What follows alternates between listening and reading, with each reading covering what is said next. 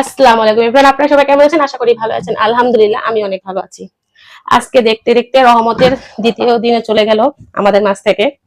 তো যাই হোক, এভাবে দিন যাবে, দিন আসবে। গত রমজানে যারা আমাদের সাথে ছিল, এই রমজানে কিন্তু তারা আমাদের সাথে নেই। এই জিনিসটা ভাবলে যেন মনে যেন কেমন একটা মোচড় দিয়ে আসে। যাই হোক, এরকম অনেক জন আসবে, যাবে। আমি যে রমজানে আপনাদের সাথে কথা বলতেছি, আগামী রমজানে আবার নাও থাকতে পারি। সবকিছু আমরা নির্ধারণ করতে পারি। হায়াত আর মতের কথা কিন্তু আমরা সেটা নির্ধারণ করতে পারি না, আর আমরা জানিও না। তো যাই হোক, এই রমজানের উসিলায় যেন আমাদের সমস্ত গুনাহগুলি ক্ষমা চেয়ে নিতে পারি, কারণ জানি না আগামী রমজানে কি হবে না হবে। রমজান তো আসবে যাবে, জানি না কতটুকু কি হবে, জানি না। আমাদের সামনে, চোখের সামনে গত রমজানে আমার শ্বশুর ছিল, কিন্তু এই রমজানে আমার শ্বশুর নাই। গত রমজানে আমার চাচা শ্বশুর ছিল, এই রমজানেও চাচা শ্বশুর নাই। আমার শ্বশুর যেদিন মারা গেছে, ঈদের পরের দিন, তার 11 মাস পরে তার ছোট ভাই, সবার ছোট ভাই মারা গেছে। তো আসার সময় যখন আমরা আসি পৃথিবীতে, তখন একটা সিরিয়াল মেনটেন করে আসি। যাওয়ার সময় হলে কিন্তু আমরা সেই সিরিয়ালটা মেনটেন করি না, কারণ আমরা জানি না কার মৃত্যু কখন হবে। তো এর জন্যই বলি, সময় থাকতে সবাই আল্লাহর কাছে এই রহমতের মাসে ক্ষমা চেয়ে নেই। আল্লাহ তাআলা গাফুরুর রাহিম।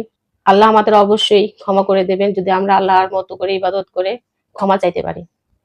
তো সবার কাছে একটাই রিকোয়েস্ট, এই মাহে রমজানই আমাদের রহমতের মাস, বরকতের মাস, মাগফিরাতের মাস। এই মাসে আল্লাহ তাআলার কাছে প্রাণ খুলে 2 হাত তুলে আল্লাহর কাছে চাই, ক্ষমা চাই। আল্লাহ যেন আমাদের সকল কিছু ক্ষমা করে তার বান্দা হিসেবে তার কাছে নিতে পারে। তো যাই হোক, অনেক কথাই বলে ফেললাম। আজকে দ্বিতীয় রোজা শেষ, তৃতীয় রোজা আসছে। ইফতারের সময় তো অনেক কিছু আয়োজন হয়েছে, আল্লাহ যা আমাদের ভাগ্যে রাখছে আলহামদুলিল্লাহ, অনেক ভালো রাখছে। অনেকজনের ঘরে কিন্তু অনেক সময় অনেক কিছু হয়ও না, এরকম হয়ও না। সেই উসিলায় আল্লাহর কাছে বলে আলহামদুলিল্লাহ, আলহামদুলিল্লাহ, আলহামদুলিল্লাহ।